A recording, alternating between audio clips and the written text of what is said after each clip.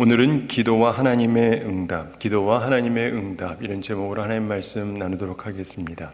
성경을 읽다가 보면은 굉장히 쉬운 부분이 있어요. 그리고 굉장히 은혜로운 부분이 있습니다. 근데 간혹 가다 보면은 좀 난해한 데가 있어요.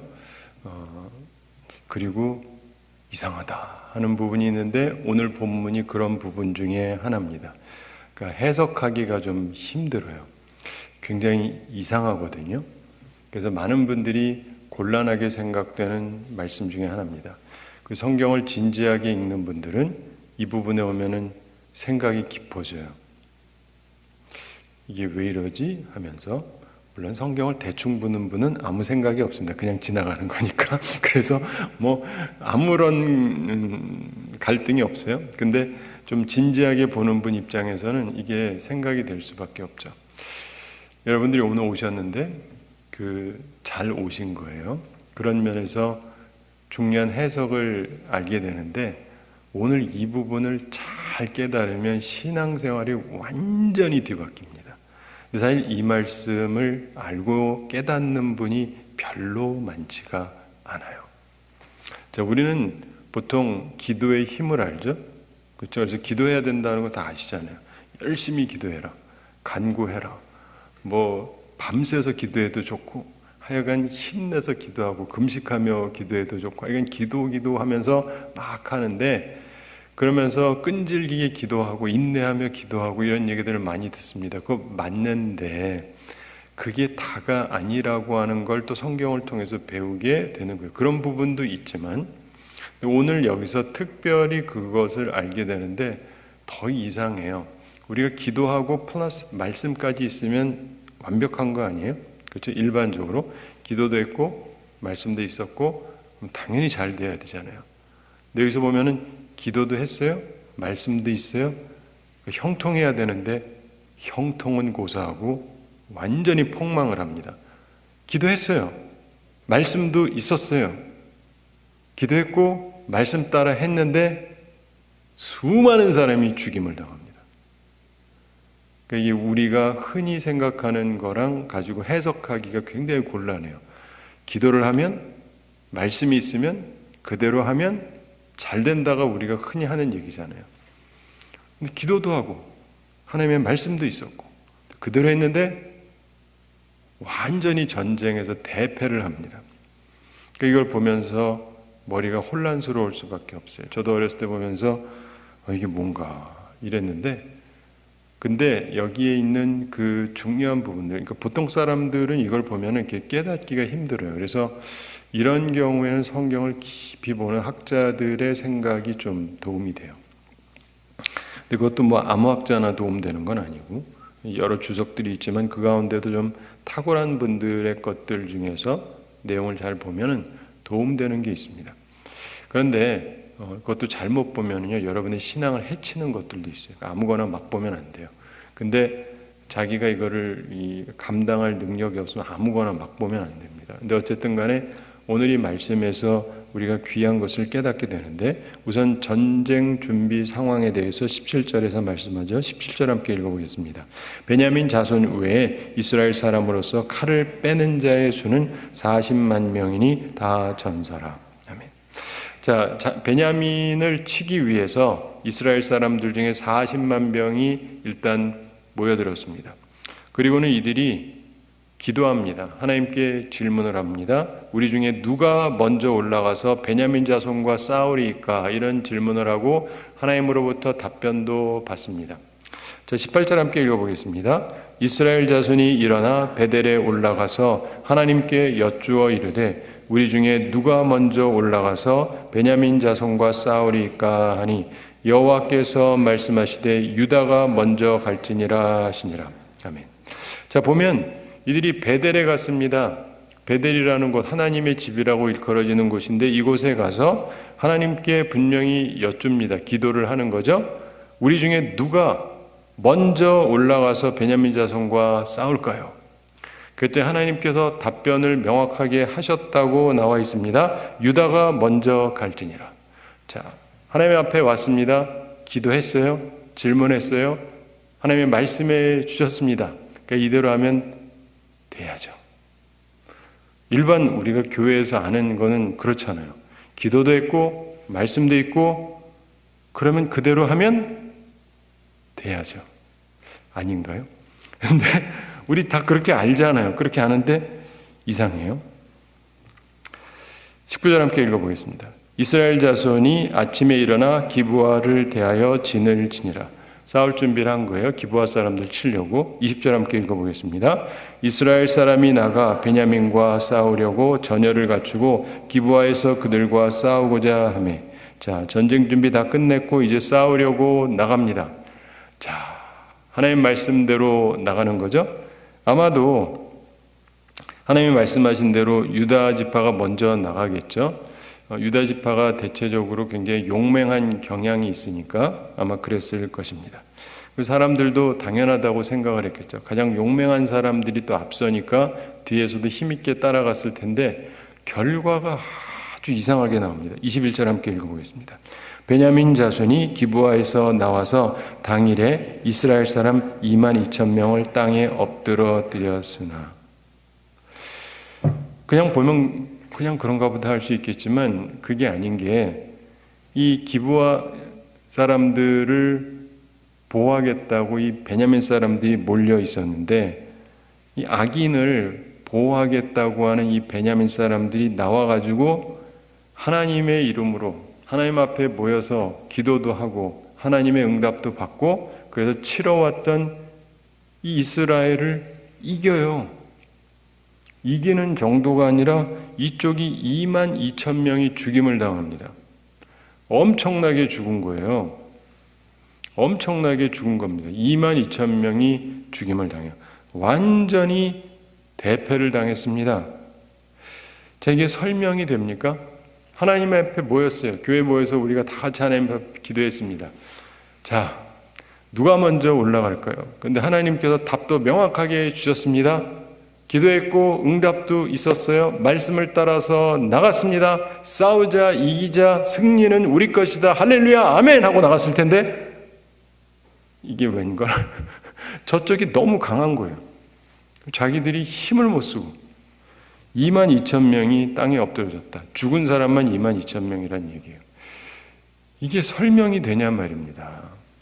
우리가 알고 있는 일반적인 신앙과 일반적인 신학으로 설명이 되냐고요. 하나님 앞에 왔어요. 안 물어본 게 아니에요. 기도했어요. 물었어요. 하나님도 답변을 해주셨어요. 그래서 그 답변대로 했어요. 순종을 하면 기적이 일어나야 되죠? 근데 이거는 뭐 기적이고 뭐고도 없고 사실은 그냥 가도 이길만 한 거거든요. 저쪽 숫자보다 얘가 훨씬 많으니까 우리 쪽에서 센 사람부터 나가는데 무조건 이기는 게 너무 당연한 거예요. 그런데 집니다. 그냥 진 게 아니라 22,000명이 죽임을 당했어요. 완전히 대패를 했단 말이에요. 이걸 어떻게 해석을 해야 돼요? 기도를 했는데 주님은 말씀하셨고 말씀대로 했는데 대패를 당했다. 그래서 아무 주석가의 주석이나 보면 안 돼요. 신학자들 중에도 약간 삐딱한 사람들이 있거든요. 그런 사람들은 기도해도 소용없어. 말씀 소용없어. 이러는 사람도 있어요. 그런 거 보면 신앙이 완전히 무너지죠. 그런데 그러기 때문에 해석하는 사람 자체가 온전한 자질을 갖고 있어야 돼요. 똑똑하다고 무조건 해석을 제대로 하는 게 아니거든요. 근데 이유가 뭔지는 조금 더 있다가 설명을 드리겠는데 나중에 얘기했다 또 못 알아들으실까 봐 앞에서부터 설명을 드릴게요. 그냥 자, 몰아서 하려다가 생각해 보니까 또 잘 못 알아들으실 수 있어요. 여기서 보면은 이 사람들이 모여서 하나님 앞에 예배를 드렸나요? 그런 말 없어요. 그냥 모이기만 한 거예요. 우리 식으로 하면 교회에 모이긴 모였어요. 예배도 드렸단 말이 없어요. 그냥 모인 거예요. 그리고 기도를 하긴 합니다. 질문을 하죠. 그리고 하나님으로부터 답변을 받기는 해요. 근데 이들이 물어볼 때 질문하는데 처음부터 답은 결정돼 있어요. 무슨 답? 전쟁할 거냐 말 거냐. 하나님 앞에 전쟁할까요 말까요? 라고 물어봤나요? 안 물어봤어요. 이미 결정 났어요. 전쟁할 거예요. 가장 중요한 건 자기들이 이미 결정을 했어요. 우린 무조건 싸울 거예요. 그래서 이들이 질문한 게 뭐냐면 우리 중에 누가 먼저 올라가서 베냐민 자손과 싸우리까? 싸울 건데 누가 먼저 나갈까요? 라고 질문을 한 거예요. 이걸 잘 이해하셔야 돼요. 우리 경우 많은 경우 사람들이 하나님 앞에 나옵니다. 질문해요. 상당히 많은 건 내가 이미 결정 다 했어요. 그리고는 마지막에 작은 디테일을 가지고 작은 거를 하나님께 물어봐요. 이런 사람도 많습니다. 다 내가 결정을 했어요, 사실은. 하나님한테 물을 생각도 없어요. 다 결정 났어요. 그리고는 작은 부분에서 질문을 해요. 여기에 기본적인 문제가 있는 거예요. 기도는 그렇게 하는 게 아니고 신학적인 질문도 그렇게 하는 게 아니에요. 내가 다 정해놓고 작은 부분만 얘기하고 그러면 안 돼요. 여기에 가장 큰 문제가 있었던 것입니다. 우리 많은 사람들의 기도가 실패하는 이유가 뭐냐면 대부분의 사람들의 기도가 다 이런 식이에요. 내가 다 결정해놨어요. 쟤는 나쁜 놈, 죽일 놈. 이해가 되시죠? 근데 그러니까 혼내야 되고 박살을 내야 되고 이미 다 결정이 났어요. 그리고 근데 할 때 누가 먼저 나갈까? 이 정도만 질문을 하는 거예요. 결정권자가 하나님이 아니에요. 근데 많은 경우 우리의 기도가 이래요. 하나님께 진정으로 묻지를 않아요. 모든 걸 처음부터 다 물어야 되잖아요. 근데 마지막에 작은 것만 묻는다고. 여기에 문제가 있었어요. 그때 하나님께서 뭐라고 그러시냐면 유다가 먼저 가라고 그러셨죠? 네. 그들의 질문에 맞춰서 답변을 해 주셨습니다. 누가 먼저 갈까요? 유다가 가라. 근데 졌죠? 그럼 우리 이렇게 생각해요. 하나님 말씀 들었는데 왜 대패했느냐? 근데 하나님께서 유다가 먼저 가라 그랬지 가면 이긴다고는 말씀 안 하셨어요. 그렇죠? 그래서 성경을 잘 봐야 돼요. 유다가 가라. 이길 거다라고 말씀한 게 아니에요. 이 사람들은 결정 다 됐거든요. 이기는 거예요, 자기들이. 단지 누가 먼저 나갈 거냐? 선봉에 누가 설 거냐? 근데 하나님이 유다가 가라. 하나님이 이긴다고 말씀한 적이 없어요. 이걸 잘 이해하셔야 돼요. 그리고는 엄청난 패배를 했죠. 근데 항상 뭐든지 하나님 탓하기 좋아하는 사람들은 하나님 말 들었는데 그렇게 됐다. 하나님 말 들어서 그렇게 된 게 아니라 이해가 되세요? 자기가 다 결정을 해놓고 우리들의 많은 기도가 이래요. 왜곡돼 있어요. 결정은 내가 다 해요. 작은 부분에서만 하나님께 묻고 그 다음에 뭐 잘못되면 다 하나님 뜻 잘못이라 그러는데 그게 아니고 그가 물은 것 자체가 그런 식이니까. 그리고 그 당시에는요 이렇게 나오는 이유가 있습니다. 옛날엔 제비를 많이 뽑았습니다. 오늘날은 잘 안 그러지만 우리 식으로 하면 이렇게 하는 거예요. 이렇게 다 같이 모여가지고 여러분 우리 이제 싸우러 갈 텐데 제비 뽑읍시다. 하나님 가르쳐 주십시오. 뽑는 거예요. 유다가 뽑았습니다. 그럼 이게 하나님의 뜻이에요. 유다가 먼저 간다. 이게 옛날에 묻던 방식이에요. 그러니까 자기들이 원하는 형태로 다 셋업을 해놓고 그 다음에 소수의 부분만 하게 되는데 답은 나오죠. 답은 나오는데 하나님은 그들더러 싸워라 이길 것이다 라고 말씀한 적이 없어요. 선지자를 통해서도 말씀하신 적이 없고 하나님께서 누구를 통해서도 말씀하신 적이 없어요. 싸워라 이길 거다라고 말씀한 적이 없어요. 자기들이 분노에 차가지고 몰려들었을 뿐이고 혼내야 되겠다고 생각을 한 것이고 그냥 두면 안 되겠다 그러고 일단은 전쟁을 일으켜야 되겠다고 생각을 한 거예요. 칼 들고. 그리고 자기들이 나갔을 뿐이에요. 그러므로 사랑하는 성도 여러분 잘 기억하셔야 돼요. 내가 다 결정해놓고 하는 거는요. 망하기 딱 좋습니다. 네. 예를 들면 누구랑 결혼을 할 거다. 제가 결혼할까요 말까요? 저 사람이랑 할까요 말까요? 이런 건 하나도 안 물어봐요. 내가 다 결정했어. 이 사람이랑 결혼하기로 이미 다 결정했고 무슨 말인지 아세요? 나머지도 다 내 마음대로 결정을 했어. 요만한 거 가지고 질문하는 거. 하나님 이 경우 어떻게 할까요? 이해가 되세요? 너무나 많은 사람들이 그런데 뭐가 잘 안 돼. 그러면은 왜 하나님한테 질문하고 했는데 이러냐?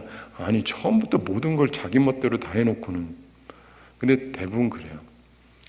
제가 청년들한테 그런 얘기를 많이 하는데 청년들이 그래도 순수한 편인 것 같잖아요.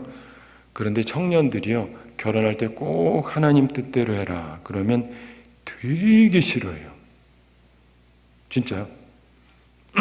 하나님의 뜻에 합한 사람이랑 결혼해라 그래가지고 너무 좋아하는 청년부를 제가 거의 본 적이 없어요. 결혼은 내 마음에 맞아야 돼. 그 더 중요한 건 하나님은 나한테 좋은 사람 안 줄 거야 라고 생각하는 경향이 있어요. 하나님이 좋아하는 사람은 분명히 고리타분할 거야. 은근히 그렇게 많이 생각해요. 말은 그렇게 안 해요. 다들 다 믿음 좋은 척하죠. 그리고 나도 하나님의 뜻을 찾는다 그러는데 그 하나님의 뜻은 결국 내 마음에 들어야 되는 거예요. 그리고 하나님의 뜻은 남자들 입장에서 어떠냐면 꼭 못생긴 여자 주일 것 같은 거예요. 그래서 아담이 하와를 얻었을 때 하와가 못생겼잖아요. 안 웃으시네. 너무 마음에 들어 있잖아요. 그리고 아브라함이 사라를 얻었는데 못생겼습니까? 이뻤지. 그리고 아브라함이 그 아들을 위해서 또 리브가를 구해줬는데 이뻤어요? 안 이뻤어요? 이뻤어요. 근데 왜 성경을 보면서도 하나님이 구해주는 사람은 다 못생겼을 거라고 생각을 하는지 참 희한해요. 다 못생기고 고리타분하고 이렇게 생각을 해요. 근데 제가 이렇게 얘기하면 또 사람들이 마음이 잘 안 통하니까 제가 이런 설명을 해줘요. 사람은 다 제 눈의 안경이다. 왜냐면 그럼 예쁜 사람은 소수밖에 없다고 생각하는데 그럼 기회가 올까? 이렇게 생각하죠. 남자 입장에서. 그래가지고 제가 대학 시절이랑 얘기를 했어요. 친구들이 있는데 야, 우리 누가 이쁜지 얘기하자. 그랬더니 서로 얘기를 하는데 어떤 애가 정말 특이한 애가 있어요. 자기는 여태껏 태어나서 이쁜 사람 딱 한 명밖에 못 봤대요. 어우, 세상에 눈이 얼마나 높길래 미스 코리아도 안 예쁘대요. 누구냐 그랬더니 자기 교회 어떤 누나가 있는데 너무 예쁘대. 근데 뭐 거기 가서 볼 수는 없고 나도 주일날 우리 교회 가야 되니까. 그래서 그랬습니다. 너 혹시 지나다가 네 눈에 이쁜 여자 보이면 한번 얘기 좀 해라. 그랬더니 꽤 오랜 시간이 지난 후에 어느 날 용이라 한 명 발견했대. 그래서 누구야? 그리고 이제 막 달려갔습니다. 그리고는 예쁘다는 사람을 딱 보는 순간 저 여자가 예뻐? 제 눈에는 이상하게 생겼어. 안 예쁜 걸 넘어서 이상하게 생겼어요. 저 얼굴이 예쁘니 오. 그러니까 예쁜 여자가 없지.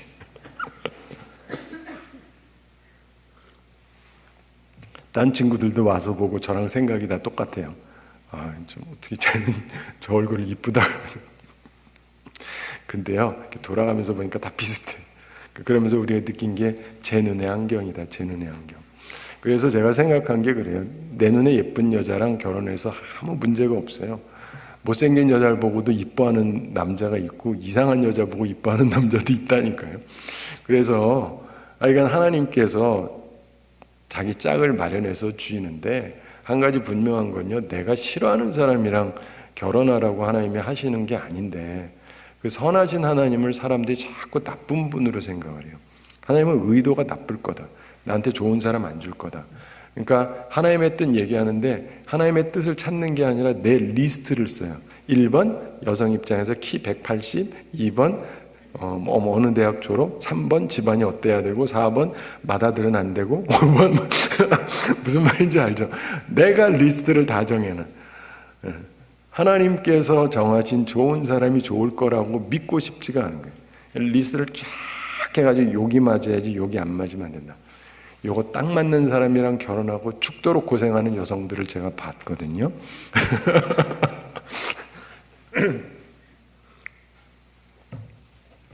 그러니까 인생을 살면서요, 자기가 너무 똑똑하다고 생각할 필요 없어요. 그리고 하나님이 이 세상을 창조하신 분이고 우리를 창조하신 분이고 우리의 성정을 누구보다 가장 잘 아시는 분인데 그분이 우리를 사랑하셔서 좋은 것을 줄 수 있다라고 믿어야 되는데 많은 사람들이 이걸 못 믿어요. 여기에 신앙생활에 큰 문제가 있는 거예요. 우리 갖고 있는 원죄가 하나님을 의심하게 만들어요. 예수 그리스도를 통해서 하나님의 그 의도성을 깨닫고 거듭나야만 하나님이 나한테 반드시 표면이 무엇이든지 간에 최종적으로 이게 나한테 좋은 걸 주실 거라는 걸 믿을 수가 있죠. 자, 어쨌든 첫 번째 그러면서 이들이 넘어지게 되는데 22절 함께 읽어보겠습니다. 이스라엘 사람들이 스스로 용기를 내어 첫날 전열을 갖추었던 곳에서 다시 전열을 갖추니라. 이들이 어쨌든 간에 지긴 했지만은 다시 용기를 냅니다. 그리고 저물도록 울면서 다시 묻습니다. 내가 다시 나아가서 내 형제 베냐민 자손과 싸우리까? 이러면서 질문을 합니다. 23절 함께 읽어보겠습니다. 이스라엘 자손이 올라가 여호와 앞에서 저물도록 울며 여호와께 여쭈어 이르되 내가 다시 나아가서 내 형제 베냐민 자손과 싸우리까 하니 여호와께서 말씀하시되 올라가서 치라 하시니라. 아멘. 자, 여기서 보면 이들이 이번에는 울면서 하나님께 기도합니다. 이 상황이 아주 이상하게 됐잖아요. 그러면서 하나님께 다시금 묻습니다. 이것은 결국 기도하는 거죠. 그러면서 내가 다시 나아가서 내 형제 베냐민 자손과 싸우리까? 이런 질문을 합니다. 그때 하나님께서 또 응답을 해주시는데 올라가서 치라 이렇게 말씀하셨습니다. 자, 하나님 앞에 울면서 기도했고 하나님께서 응답을 주셨고 말씀을 주셨으니 이제는 올라가면 이겨야 되죠. 우리가 아는 신학으로는 그렇잖아요. 우리가 아는 일반적인 성경적인 사고방식은 그렇지 않습니까? 하나님 앞에서 울면서 기도했고 하나님께서는 분명한 답을 주셨고 그럼 그대로 하면 돼야 맞는 거죠. 한 번 정도는 뒤집어졌다 할지라도 두 번째야 되지 않겠습니까? 그런데 그 다음 결과도 이상하게 나와요. 24절 함께 읽어보겠습니다. 그 이튿날에 이스라엘 자손이 베냐민 자손을 치러 나가매 다음 날 또 베냐민을 치러 갑니다. 하나님이 치러 그러니까 순종한 거죠. 치러 간 거예요. 25절 함께 읽어보겠습니다. 베냐민도 그 이튿날에 기브아에서 그들을 치러 나와서 다시 이스라엘 자손 18,000명을 땅에 엎드려 뜨였으니 다 칼을 빼는 자였더라. 아멘.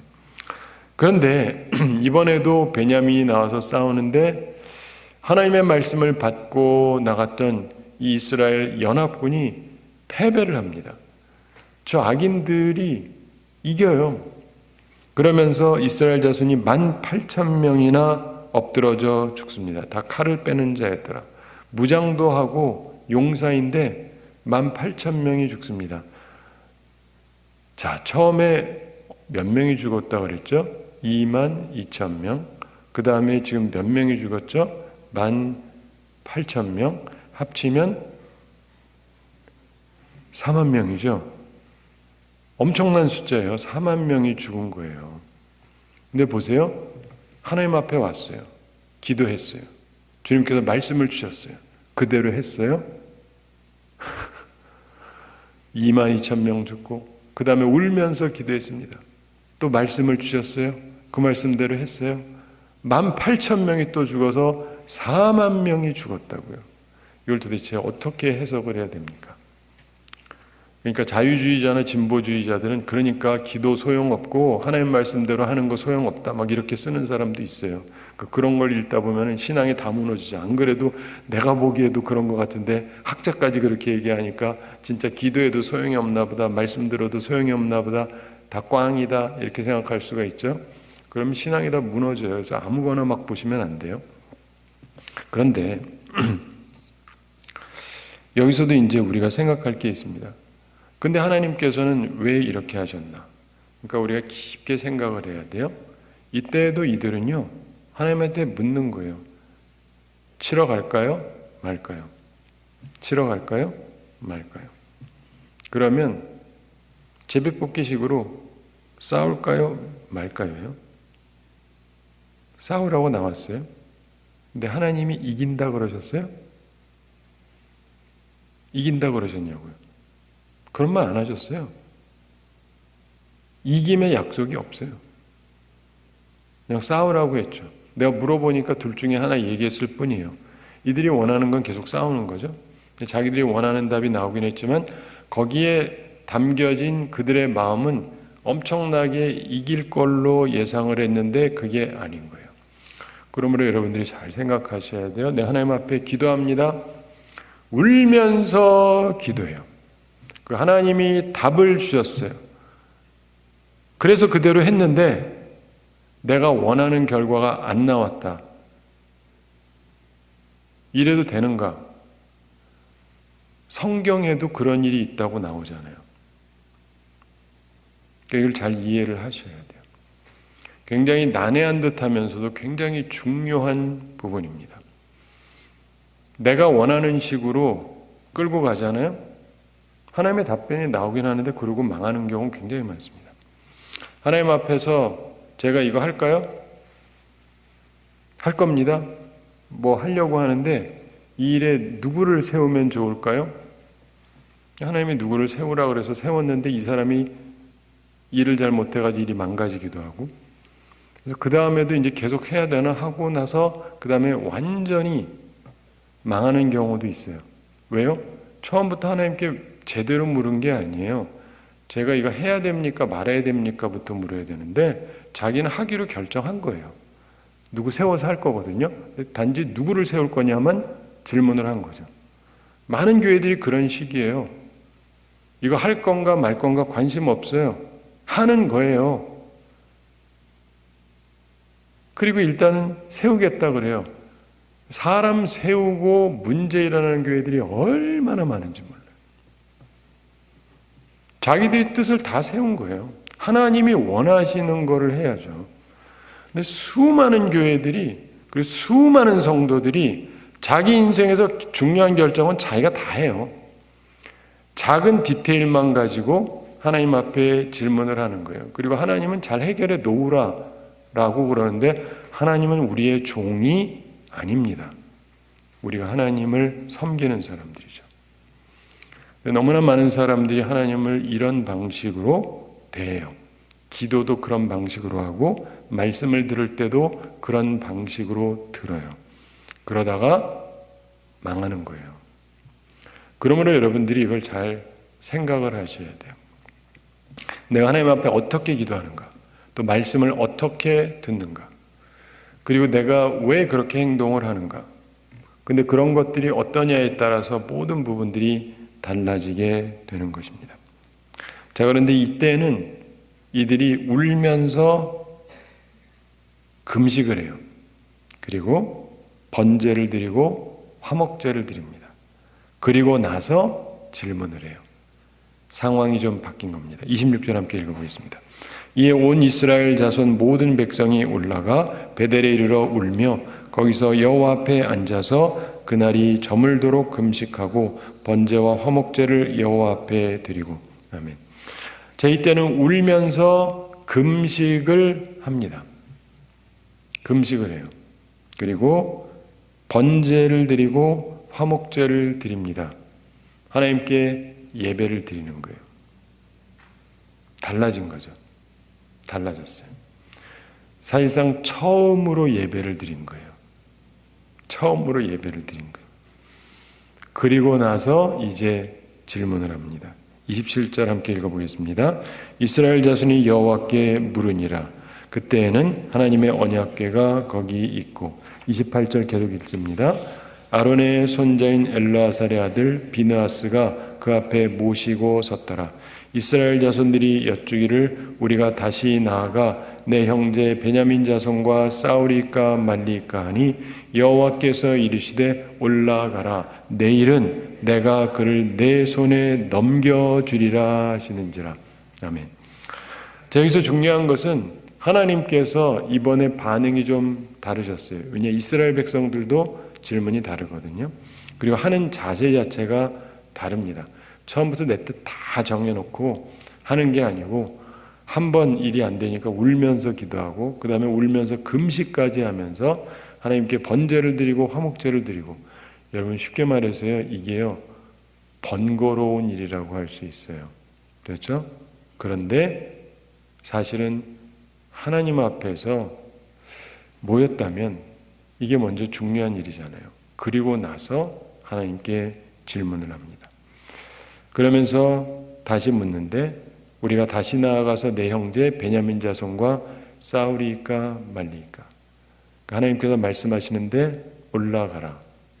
그리고 또 다른 말이 있죠. 첫 번째와 두 번째 없었던 말씀, 내일은 내가 그를 내 손에 넘겨주리라. 이건 승리의 약속입니다. 첫 번째랑 두 번째는 승리의 약속이 본래 없었어요. 저 결혼할까요 말까요? 해! 잘 살지는 묻지도 않았죠. 근데 이번엔 하나님이 약속해 주시는 거예요. 이해가 되십니까? 자, 그러면서 올라가라, 내일은 내가 그를 내 손에 붙이리라. 그러면서 승리하게 됩니다. 그리고 베냐민은 참패하게 되죠. 여기에 대해서 보면서 우리가 생각할 게 있습니다. 말씀을 정리하면서 기도에 대해서 우리가 이 본문을 통해서 배우는 매우 중요한 부분이 있어요. 첫째로 잘못된 질문이 문제다. 이게 시행착오를 가져옵니다. 우리가 하나님 앞에 나와요. 기도하고 아뢰고 질문하고 말씀을 받겠다고 하기는 하는데 자기 뜻은 이미 결정되어졌습니다. 싸우기로. 단순히 누가 먼저만을 물었던 것이죠. 이런 걸 형식적인 질문이라고 하는 것입니다. 나는 어떤가를 생각해 보시기 바랍니다. 하나님 앞에 나올 때 잘못된 질문을 가지고 나오지 않는가. 내 뜻이 이미 정해졌다면 이미 잘못된 거예요. 하나님 앞에 나올 때 우리는 하나님의 뜻을 먼저 찾아야 돼요. 그 내 뜻하고 하나님의 뜻하고 합치되는지를 봐야 되는데 하나님의 뜻에 관심이 없어요. 내 뜻을 밀어붙이면서 하나님을 존중하는 듯 하지만 사실은 그건 존중이 아니거든요. 그러므로 스스로를 잘 검토해 보셔야 돼요. 나는 잘못된 질문을 하고 있지 않은가? 두 번째, 그런데 우리가 중요한 것은 일이 잘 안 됐을 때 포기하지 않고 계속 기도해야 된다는 것을 배우게 됩니다. 처음에 패배하고 나서 이들이 울면서 기도하죠. 뭐 이래? 그리고 끝나는 게 아니라 울면서 계속 기도합니다. 이것도 중요해요. 사실은 우리가 기도하면서 많이 배우는 신앙생활 자체가 그렇습니다. 이런저런 일을 겪지만 그러면서도 계속 전진해야 돼요. 기도하고 말씀 받고 그러면서 계속 전진을 해야 됩니다. 그래서 기도하고 이들이 울면서 기도하고 했는데 그래도 또 패배했습니다. 그랬더니 다시 울면서 이번에는 금식까지 하잖아요. 이게 있잖아요. 하다가 안 되면 점점 나도 세져야 돼요. 영적으로. 기도를 안 하다가 기도라도 하지만 기도하는데도 좀 그러면은 눈물도 좀 흘려야 되고 눈물로도 안 되면 금식이라도 해야 되고 제가 어제도 목회자들을 쓰게 될 때 설명하면서 얘기를 했는데 필요하면 금식해야죠. 금식만으로도 다 되지가 않아요. 근데요, 정말 이 사정이 그러면 금식이라도 해야죠. 어쩌겠어요. 그러면서 하나님 앞에 금식하고 그리고 하나님 앞에 예배 드리고 제사 드리고 그러면서 이들이 기도합니다. 보다 더 심각해진 거예요. 기도 응답을 위해서 포기하지 않고 계속 진지하게 나아가는 모습이 이들에게 있었습니다. 그러면서 세 번째로 중요한 것이 바로 아까 말씀드린 포기하지 않았다가 두 번째고 세 번째가 예배를 드렸다는 거예요. 그러면서 하나님으로부터 약속을 받았습니다. 이게 아주 중요해요. 그냥 나가라 이거랑 약속해 주시는 거랑은 틀려요. 해! 랑 승리가 약속되는 건 완전 틀려요. 저 한번 넣어볼까요? 넣어봐. 된다고 말씀하신 건 아니죠. 넣어보라와 된다는 건 다른 거니까. 근데 여러분 성경에 보면은 승리의 사자, 그는 바로 다윗이었습니다.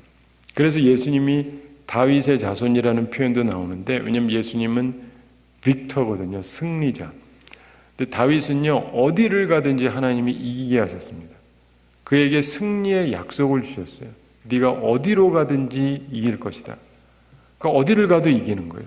약속이 있으니까 그런 게, 다윗이 잘 싸워서가 아니라 하나님의 약속이 있으면 승리가 있는 거예요.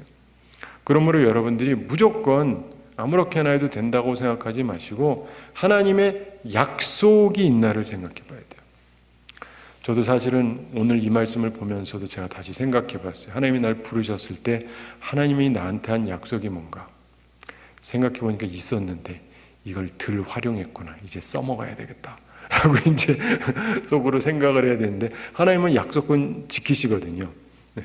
근데 이렇게 약속 줬는데도 뭐 안 써먹고 있으면 뭐 소용이 없죠. 그래서 다시 생각하면서, 그렇지, 하나님이 주신 약속은 유효하니까.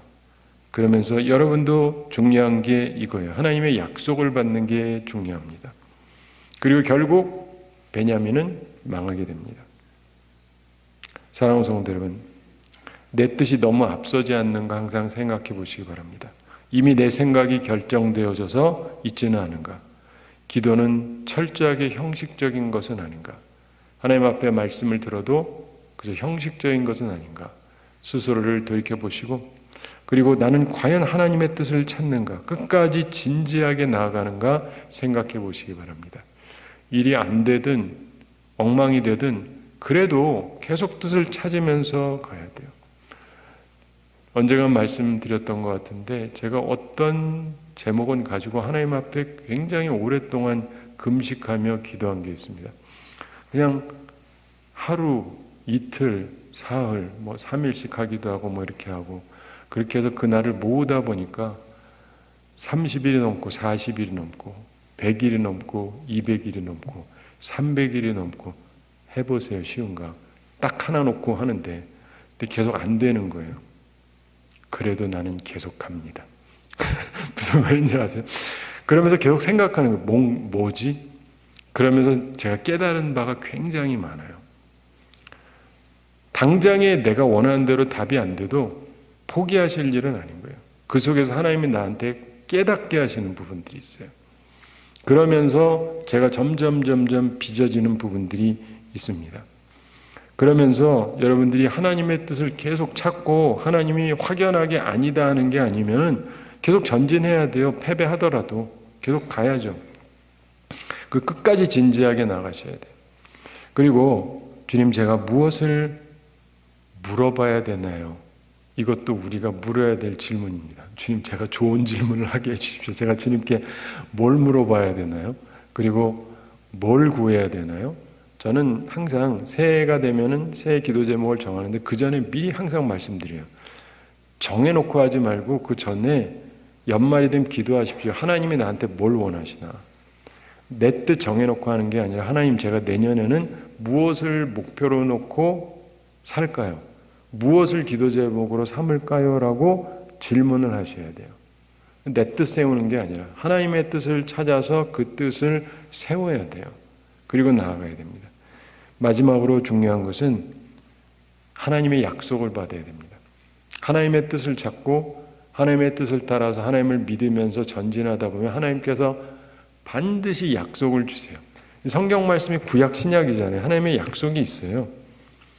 나에게는 약속이 있는가 생각해 보시기 바랍니다.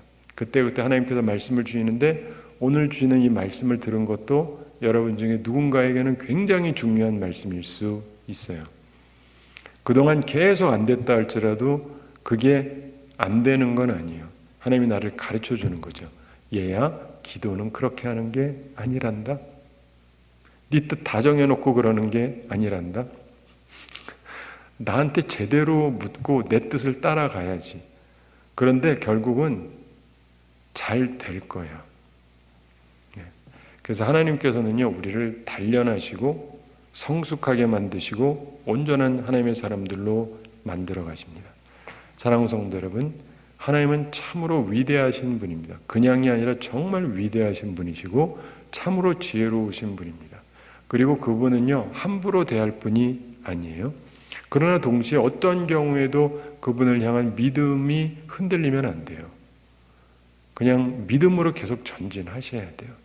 내가 아직 잘 이해는 안 되고 아직 잘 모르겠지만 그분은 여전히 선하시고 누구보다도 지혜로우신 분인데 여긴 하나님의 뜻이 있고 내가 지금 뭘 몰라서 이루고 있는 거니까 찾아야 돼요. 내가 좀 더 온전한 믿음의 사람이 되어야 됩니다. 그러면서 원숙한 삶을 살 수 있게 되는 거죠. 바라기는 이 말씀을 기억하면서 기도와 하나님의 응답의 중요한 부분을 깨닫게 되시고 하나님 앞에 기도하면서 좋은 응답을 받고 살아가는 우리 모두가 되기를 바랍니다. 우리 함께 기도하겠습니다. 사랑의 하나님 아버지, 은혜를 감사드립니다. 저희를 사랑하시고 오늘도 저희에게 귀한 말씀 주심을 감사드립니다. 기도와 하나님의 응답에 대해서 살펴보게 해주심을 감사드립니다. 저희들이 때로 내 생각 다 정해져 있고 주님한테는 형식적으로만 물을 때가 있는데 그것이 어떠한 비참한 결과를 가져왔는지를 주님께서 명확하게 보이시는데 이 말씀을 보면서 저희들이 깨달음을 갖게 하여 주시옵소서. 주께서 기뻐하시는 길을 걸어가는 주의 사람들 다 되게 하여 주시옵소서. 주님, 저희들은 심히 어리석고 부족합니다. 주여, 우리를 긍휼히 여겨주시고 저희들에게 하늘의 지혜를 허락하여 주시옵시고 듣는 마음을 허락하여 주시고 하나님 앞에서 온전하게 기도하고 온전히 듣고 주님의 인도하심을 받는 삶을 살고 그래서 시행착오를 줄이는 복된 삶을 살아가는 주의 백성들 다 되게 하여 주시옵소서. 감사드리며 예수님의 이름으로 기도드리옵나이다. 아멘.